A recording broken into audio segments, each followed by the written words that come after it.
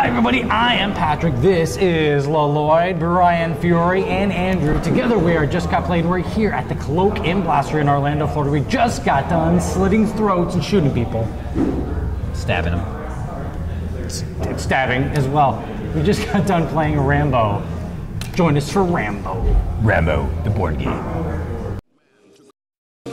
Get me Rambo. Get me Rambo. Get me Rambo. Brian!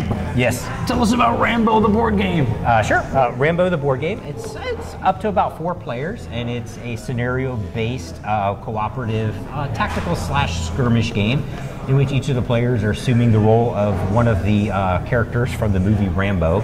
Obviously, Rambo Ball, I think was the name, or was it?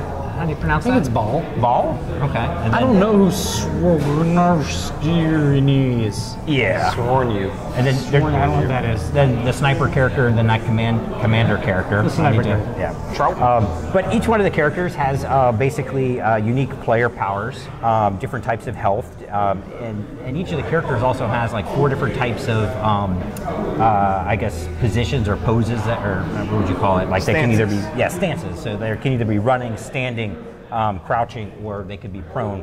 And then depending on which one of those types of stances you're choosing, that's going to affect how much movement you're getting that turn, how many things you can refresh, how many actions you're going to get, and then also the type of resources that you're going to collect, which, and I forget what they call them, they're not technically resources, but momentums, which kind of act like resources that you can spend as either actions or as costs to do other types of abilities during the turn.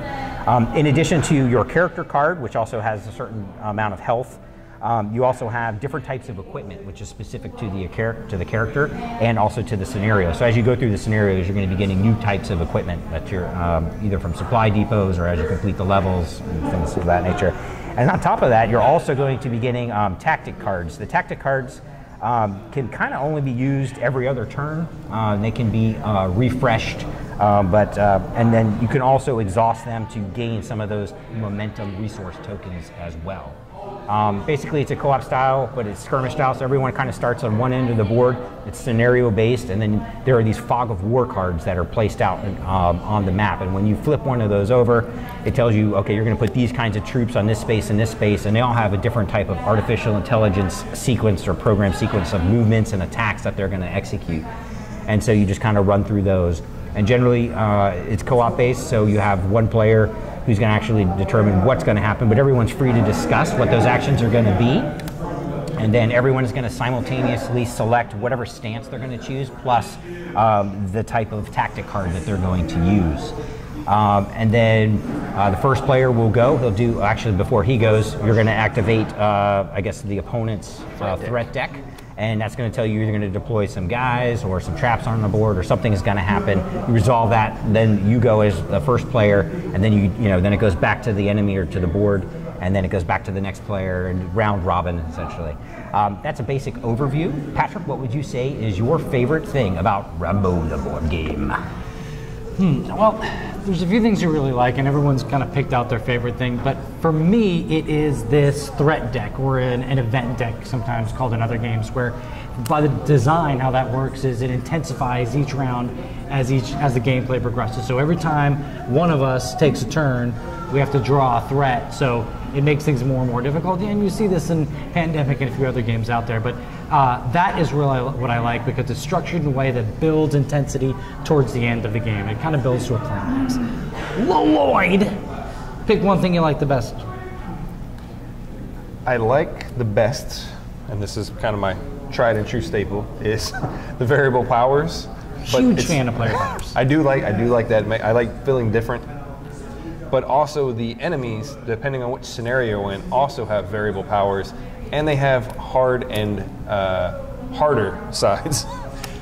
So they also are variable. So the gameplay changes based on which scenario you're in and which character you're playing. So it's doubly variable for you, and you love doubly, it. yes. I love it. Big Bad Brian Fury.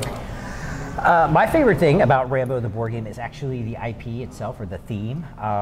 Rambo's a great movie, and you're definitely sitting here saying all the quotes from the movie and other movies from the same genre, get to the chopper, things like that, things of that nature. But definitely the nostalgia feeling you get playing the game.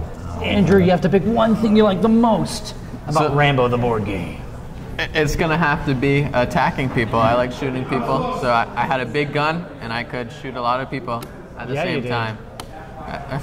I like to think so.